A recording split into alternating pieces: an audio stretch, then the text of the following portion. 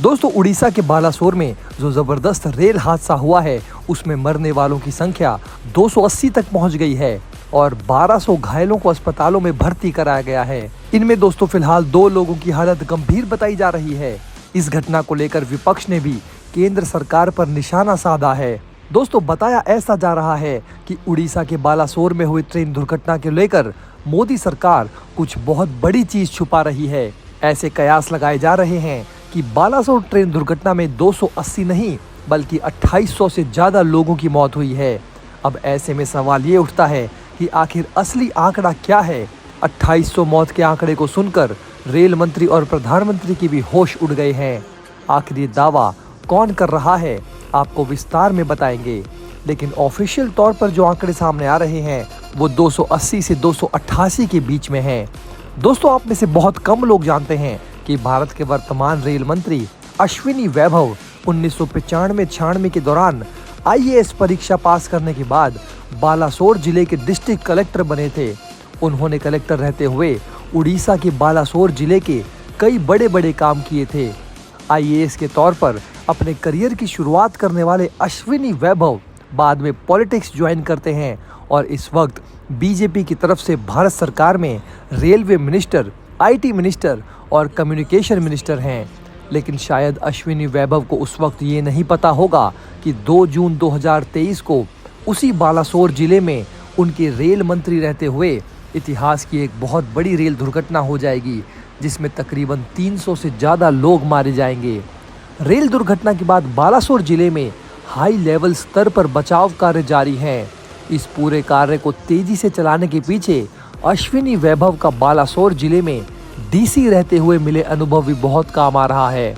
लेकिन दोस्तों इस पूरे मुद्दे को लेकर पश्चिम बंगाल की सीएम ममता बनर्जी ने सरकार के आंकड़ों पर असहमति जाहिर की है।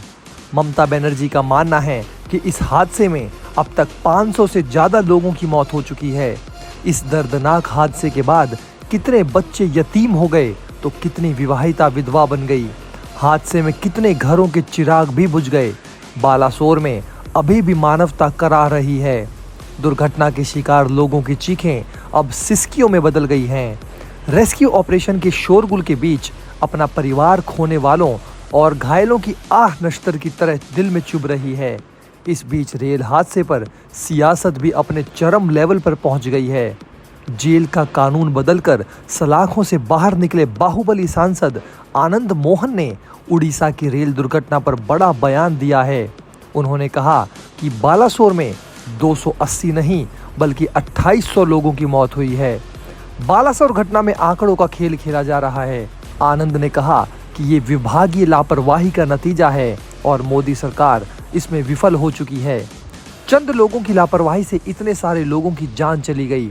इतने बड़े हादसे की जिम्मेदारी केंद्र में बैठे रेल मंत्री को लेना चाहिए। आनंद मोहन ने लाल बहादुर शास्त्री का उदाहरण दिया, जब उन्होंने रेल दुर्घटना के बाद मंत्री पद से इस्तीफा दे दिया था। उन्होंने कहा कि उड़ीसा की दुर्घटना देश की सबसे बड़ी रेल दुर्घटना है।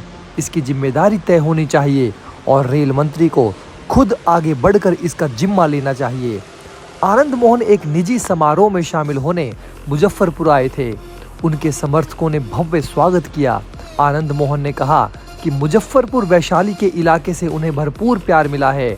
पहली बार 1994 में वैशाली ने उन्हें पॉलिटिकल ऊंचाई दी। दोस्तों भारत के इतिहास में सबसे बड़े रेल हादसे के समय भी असली मौत का आंकड़ा सामने नहीं आ सका था। उस वक्त पानी में गिर गए थे कोच और चली गई थी 800 जानें। भारतीय रेलवे के इतिहास में सबसे बड़ा रेल हादसा सन 1981 में हुआ था। इस हादसे में करीब 800 लोगों की जान गई थी। ये बात 6 जून 1981 की है, जब बरसात के मौसम में शाम को यात्रियों से खचाखच भरी एक बोगियों वाली पैसेंजर ट्रेन मानसी से सहरसा के लिए रवाना हुई। गाड़ी संख्या 416 DN वाली इस ट्रेन के रूट में बदला घाट और धमारा घाट स्टेशन के बीच बागमती नदी पड़ती है।